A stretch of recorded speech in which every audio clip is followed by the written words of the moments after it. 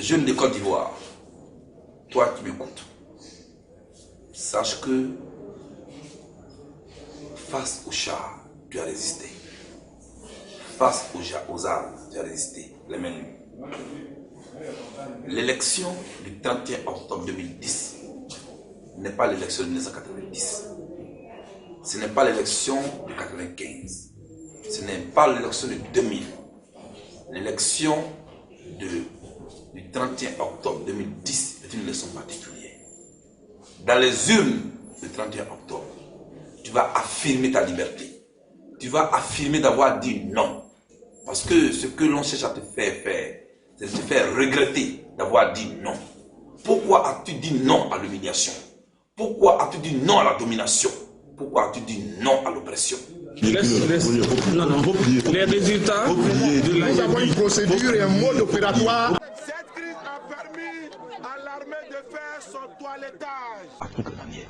Même si le président Youssouf Bagayoko, depuis la CEI, avait déclaré M. Gbagbo président, on aurait déclenché une autre crise à travers M. Choy. Parce qu'on vous dit toujours, M. Damana Pikas, membre de la CEI proche de Gbagbo. On ne dit jamais M. Yacouba Bamba, membre de la CEI proche de M. Ouattara. Ils étaient en train de nous amener à cela, pour dire que les résultats qui s'apprêtent à être annoncés étaient de faux résultats, parce que M. Youssouf Bagayoko était manipulé par M. Gbagbo. Ne doutez pas, n'ayez pas peur, n'ayez pas peur, parce que au commencement, Dieu créa le ciel et la terre. Vous avez accepté Guillaume Soro parce que nous l'avons demandé, parce que Gbagbo l'a demandé. Ce même monsieur vient encore une seconde fois de trahir la Côte d'Ivoire. Ce traquenard électoral dans lequel on nous a mis, ça ne peut pas passer et ça ne passera pas. C'est pourquoi je voudrais lancer cet appel aux amis de la Côte d'Ivoire, aux Ivoiriens, afin qu'ils nous apportent des vivres et des non-vivres pour ne pas que la chaîne de distribution, la chaîne d'alimentation soit perturbée, soit arrêtée à un certain moment au niveau de forces de défense et de sécurité. C'est ça. Moi, je vous dis, allez au travail. Je dis aux Ivoiriens, allez au travail. Je dis aux Ivoiriens, allez au travail. Pour ceux qui ont du riz, pour ceux qui ont de l'igname, pour ceux qui ont du manioc, pour ceux qui ont de l'huile, en fait, ceux qui ont des vivres, du poisson, tout ce qu'il faut qu'ils nous apportent dans l'urgence. M. Choy et la France préparent un génocide en Côte d'Ivoire. Votre champion, c'est fini là.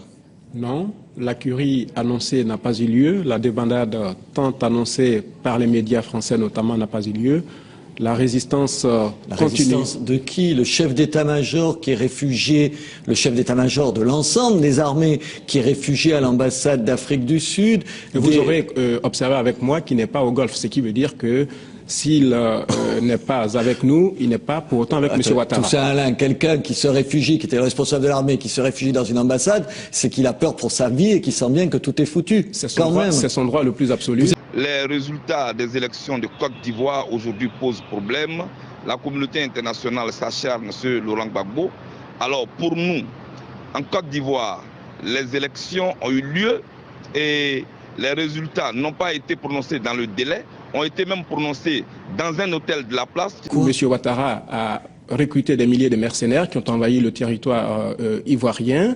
Et aujourd'hui, l'armée s'est reconstituée. Les mercenaires libériens, je croyais qu'ils étaient, c'était vous qui les aviez recrutés. Non, ça ce sont des préjugés que vous avez et malheureusement. C'est des préjugés, mais tout le monde a des préjugés, il n'y a que vous qui avez la vérité dans cette affaire-là? Non, Robert. La communauté internationale n'a pas la vraie information, c'est pourquoi nous appelons tous ceux qui sont épris des droits, tous les Africains qui aiment la dignité et le respect de l'Afrique, à venir manifester avec nous le mercredi 29 décembre à la place de la République.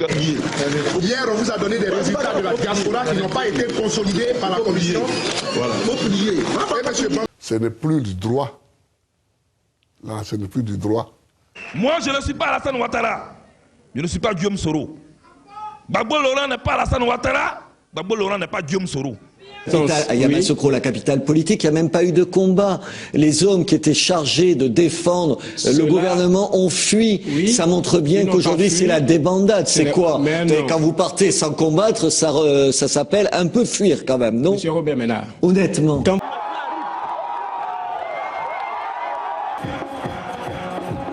Vous laissez ça ça là. Quand on t'envoie, il faut savoir t'envoyer. Nous devons compter sur nous-mêmes d'abord. Et si de 2005 à aujourd'hui, malgré le fait qu'on a tout le monde entier contre nous, nous résistons encore et que ce pays est encore là, c'est parce que nous comptons d'abord sur nous-mêmes. Et on doit continuer de compter sur nous-mêmes. Tout ça c'est oba oba. Tout ça c'était oba oba. La dernière fois que je vous ai reçu, vous me disiez le Sud entier est derrière Gbagbo. Mais il est où? Où sont les gens qui sont derrière Gbagbo? Ce n'est pas un 173 personnes ont été tuées en 5 jours seulement, du 16 au 21 décembre. On parle de torture, on parle de mauvais traitements. Que répondez-vous à l'ONU? En France, quand les syndicats manifestent et que la police sort pour un service de maintien d'ordre, je ne crois pas que les manifestants viennent avec des kalachnikovs. Quand les militants de l'opposition tirent à balles réelles sur la police ivoirienne avec des kalachnikovs, quand ils incendient un immeuble et calcinent des forces de l'ordre et de sécurité, l'ONU devait pouvoir parler de cela. Hold-up électoral de l'Agnébi, que vous le notiez pour tout.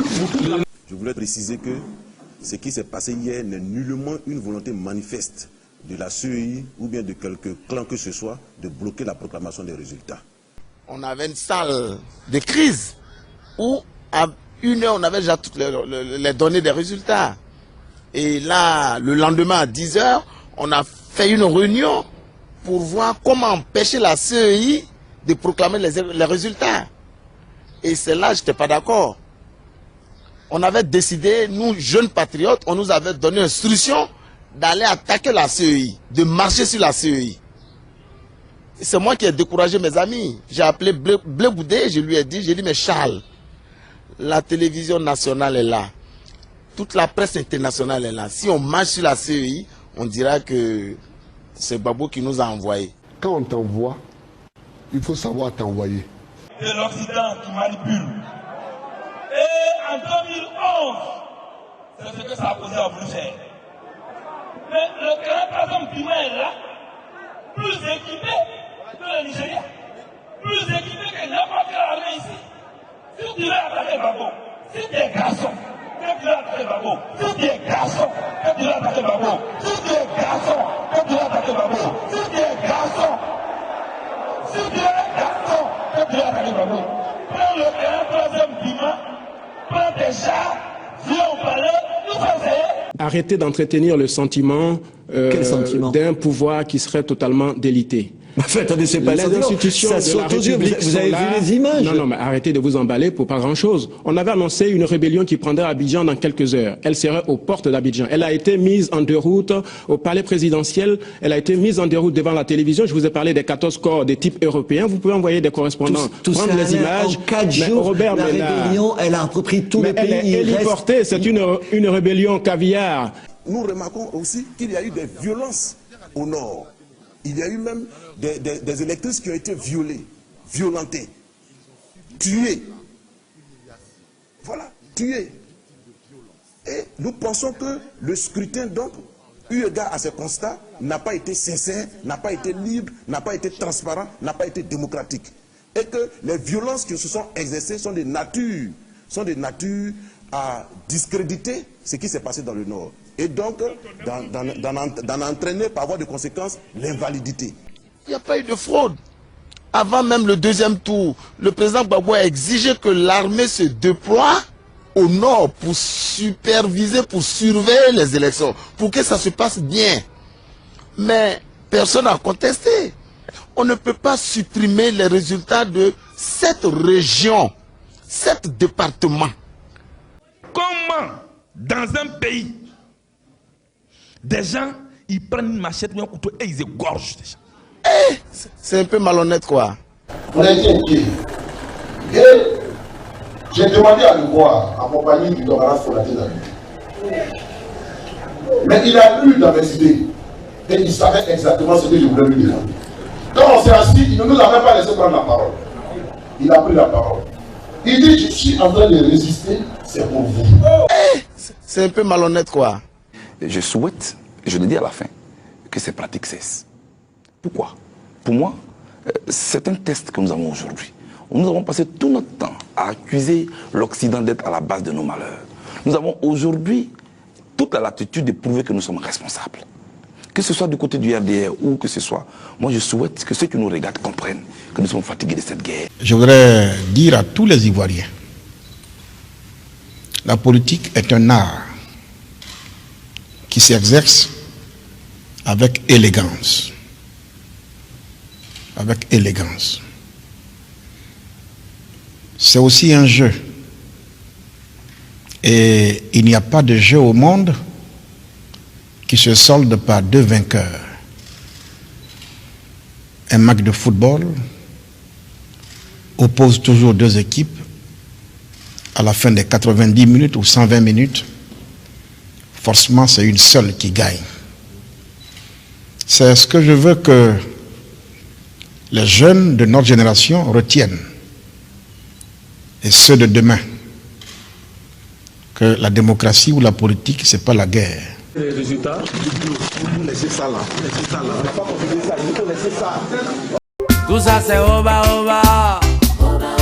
Quand on t'envoie, il faut savoir t'envoyer. Quand on t'envoie, il faut savoir t'envoyer. Quand on t'envoie, il faut savoir t'envoyer.